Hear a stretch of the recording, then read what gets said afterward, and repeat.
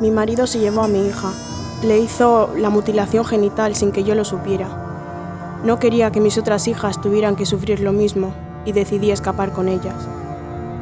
Con 16 años, 6 militares me violaron, me cortaron el vientre. Después de 3 meses de hospital, me dijeron que estaba embarazada. Mi esposo dijo que no podía soportarlo y me abandonó. Decidí quedarme con el niño y escapar de tanta violencia. A los 14 años, embarazada, llegó la guerra. Mataron a mi esposo.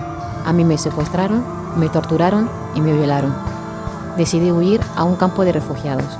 Allí me volvió a ocurrir lo mismo. Desde entonces, mi cabeza no funciona bien. Al huir de mi país me secuestraron. Durante 8 meses hicieron conmigo todo lo que quisieron, pero pude escapar. Ahora estoy en Marruecos y he pagado para cruzar a España.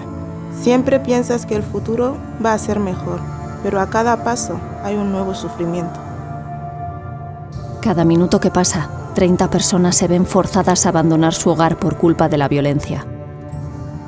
8 de cada 10 son mujeres y menores. En Alboan y Entre Culturas, trabajamos en los países de origen, acogida y tránsito por unas condiciones de vida digna que pongan fin a las violencias y los desplazamientos forzosos. Sueño con llegar a un lugar donde ninguna niña sea mutilada y puedan elegir el marido que quieran sin que nadie se lo imponga, que puedan ser felices. Me haría feliz poder vivir por mí misma, con mi hijo, formarme, crear algo para ayudar a otras mujeres que han vivido lo mismo, defender sus derechos.